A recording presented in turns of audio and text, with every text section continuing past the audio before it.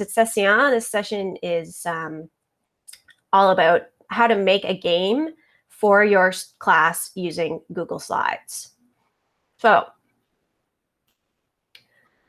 whenever you see this pair here, it means that there is a question or an interactive slide. Okay, avec le poivre, c'est interactive. So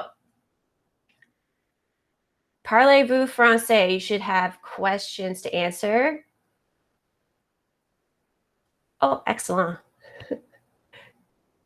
C'est un expériment pour moi. This is new for me too, so I'm kind of interested to see how this whole pair deck thing works. Voilà. Nope. Oh, 50-50. Okay, so I will speak in English then so that everybody can understand, but the slides are in French and in English. C'est français et anglais. Voila. So I'm going to start by actually playing a game. So if you're in a different tab, if you could flip back to the Google Meet so that you can see. This is, we're going to play Fortnite. Voila. So for Fortnite, what you are going to need to do, normally, and I would divide us into 2 teams, but I'm not going to bother with that right now. And you have to answer a question, and then you can choose where you would like to drop and see what you get for points. So this is actually going to require maybe some talking, or somebody can respond in the chat. But do I have a volunteer who would like to go? Oui. Oui? Ah, excellent. Merci beaucoup. All right. Brianne, une question. Quel est ton animal préféré? Mon animal préféré est un raton laveur. Oh, le raton laveur. Intéressant. OK, très bien. All right. Où est-ce que tu veux visiter? Where do you want to drop? Choisis le numéro. Le numéro 5, s'il vous plaît. Numéro 5. OK. Voilà. Ah, 10 points. Très bien. Excellent. Merci. OK. Deanna. Quel est ton sport préféré? Mon sport préféré est du ski. Ski. Ski de fond ou ski alpin? Ski alpin. Le ski alpin, très bien. Oui. OK. Où est-ce que tu veux visiter? Choisis un numéro. Je choisis le numéro 16. 16. All right. There we go. Oh, 50 points. Excellent. So I put dances in this, and the kids will actually all get up and do the dance whenever the dance shows up. All right, let's do one more. Do I have one more volunteer? Come on. Oui, Sandra, je peux le faire. Okay, excellent. Quelle est ta couleur préférée? Ma couleur préférée est rose. Excellent. Okay, choisis un numéro. Je choisis le numéro 15. 15. Okay. Normally, I would put this on the board and cross out the numbers that got picked so that we would be able to tell. Oh, 50 points. Excellent. So that's basically how the game works. We go back and forth until you run out of time or you get all the numbers. So I'm going to show you how you can create that.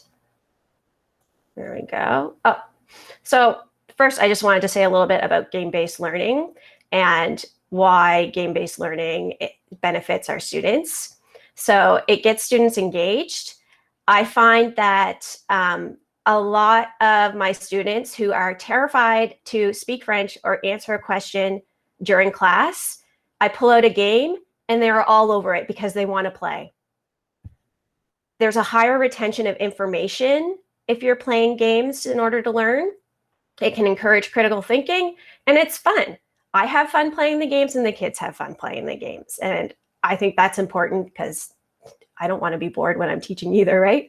So that's why game-based learning is great. So here are some examples. These are the ones I've made so far. I have the Fortnite one that I showed you. I have this Pokemon one, and you guys are more than welcome to make copies of these and keep them to use in your class. You can change it if you are, if you're English and you want, you can just change the words to English. So the Pokemon one, the way it works is they pick a Pokeball and then, oh, that's Team Rocket. So Team Rocket, they lose all of their points because Team Rocket steals your Pokemon, if you know anything about Pokemon. Of course, I get échanger, so change points. I was looking for points. There we go. So they get a Pokemon, and depending on the evolution of the Pokemon, they get more points if it's a higher evolution. You don't need to know a lot about what you're making the game. I am a gamer, so I actually kind of do some research on some of them, and I'm kind of obsessed with Pokemon anyways, so it helps. But really, you just need to be able to find pictures and do it that way. So I also made the Super Mario one because I had a kid this year who was in love with Nintendo. So this one, oops. For this one, I did the question mark boxes that, you know, Mario goes around and he has to punch them and he gets coins. So, and for this, I did a grid. So they have to say bay or say. There's Yoshi. I keep getting not the points. Yoshi, he is échanger the points, so change points. It's fun to kind of throw those things in. I think this one I put in a go back to 0 because I put in negative points and positive points. There's also, you need to have like a return to your main page as well. So those are the ones that I've made so far. I hope that after this, you guys will make some and share them. So the things that you need to know how to do, you need to be able to copy paste, insert images, insert text boxes, and insert links. So this is another interactive slide. So for this, you can, oh, nobody's done it yet. You can slide the thumbs up on the different things that you know how to use in Google Slides. There we go. Now we're getting some answers. There.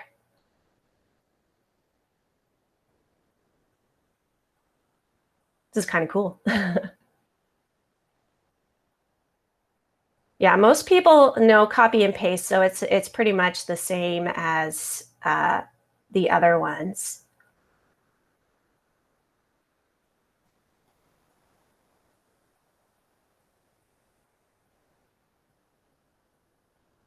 Pear Deck, by the way, is an add-on to Google Slides that you can use.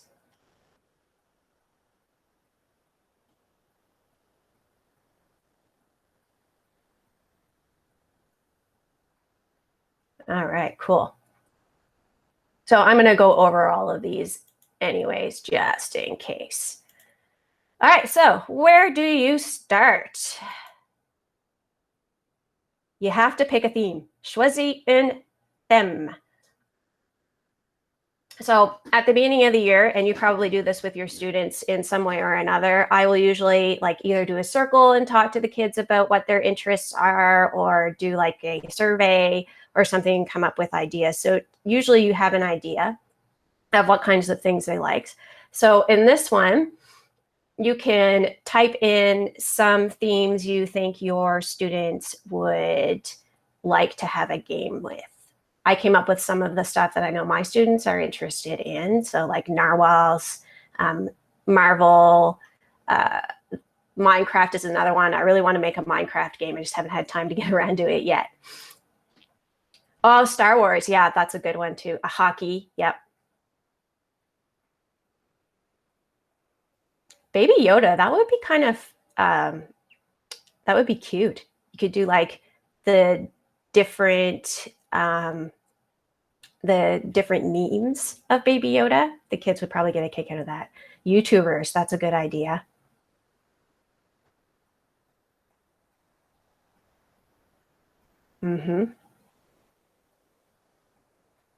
Yeah, awesome. These are all great.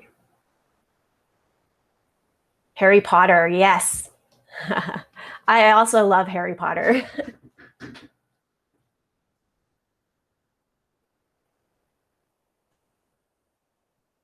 All right. Moving on. So once you choose your theme, you need to do your title page, la page titre. So for that, I usually just start a presentation blank. So that way I can kind of change the theme and pictures myself easily without it having any of those extra bits in it that the themes do.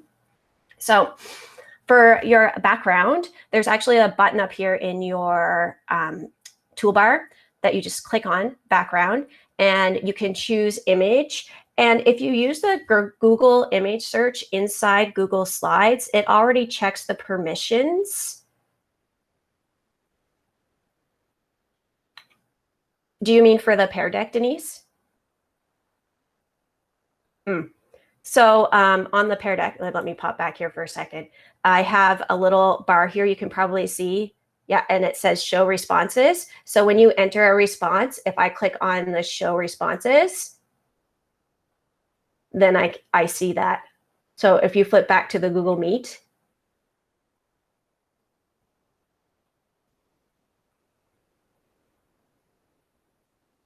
okay.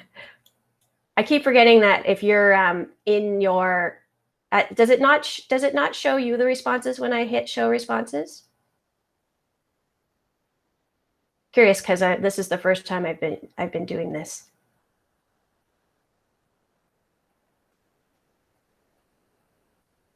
Oop. Oh, you can see them. Oh, okay. Excellent. All right. So what was I saying? Oh, right. If you do a search for images in the Google image search, it already checks your permissions, so you don't have to worry about any copyright issues. So I always try to do it through that, unless I can't find something, and then I will go outside to regular Google and then just check the website for the permissions when I'm doing it. All right, then you need to add a new slide. So this was the one that I chose for the Fortnite game. So new slide, there's two ways you can do it. You can either go to slide and then hit new slide, or you can just hit the plus button. If you hit the plus button, it just automatically adds a slide that is the same format, or I don't know, maybe not the title slide, but the other format. You can also choose the format of the slide if you just click on the arrow. So when you add your new slide, then you have to decide what you're going to want your main page to look like. So for the Fortnite one, I put in a map. So to do that, I used insert image. So there's the image icon that looks like this over here. It's up in your toolbar. You click on that, search the web. Same thing, it'll come up. If you do that search in the Google Slides, your permissions are good. All right, and then you can insert an image. Then you're going to want to put text in to make sure that the kids can tell the difference between the different images, or just spots to link your points to, pretty much. So I put numbers on this one. In the Pokemon one, I put letters. In the Mario one, I did both. I just like to mix it up sometimes so that they can practice saying their numbers and their letters.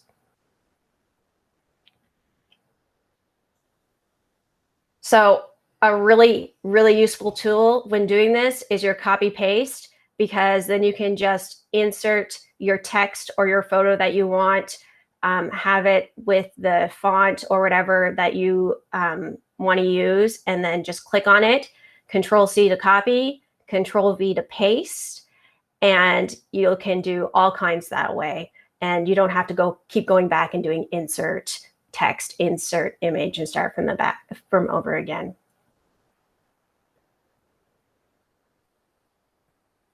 On your toolbar, Brianna, there is a spot that says background.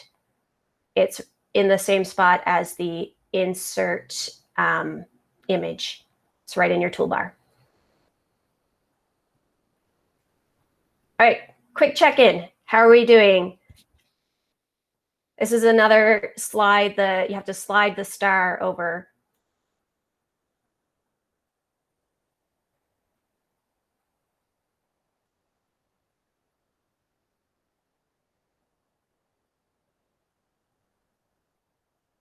Awesome. One maybe, that's okay.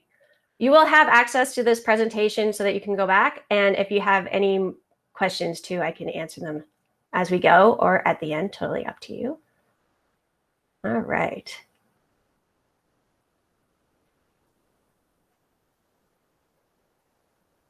Okay, so your points pages. For the points page, this is pretty much a repeat of all the things we already did. So you got to insert your new slide, change your background if you like. You can just put a color. You can choose something that goes with your theme. Type in what you want for your points. If you put it in the spot here where it says click to add title, it'll really help you later on when you go to do your links because it'll show up on the slide title for when you're linking. So you need to put in some sort of a picture or something that goes with your theme and some points. So inserting text, image.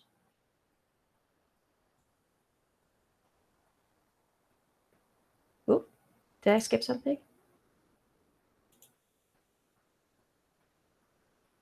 Oh, arrow. Yeah, sorry. So then you need something that you can link back to your main page so that you can easily go back and forth between your points and your page with all of your links on it. So for this one, I did an arrow. So you can insert an arrow by using the shape button, which is actually right next to your insert image button on your toolbar. You can insert all kinds of different shapes. You can also just use an image if you want. So like on the Pokemon one, I put Professor Oak as your return. And for the Mario one, I used like a warp tube. But arrows work. You can fill the arrow using this fill color button, so it's easier to see. And then you're going to need to put in a link. So your link button on the toolbar looks like this. It's kind of like a chain link.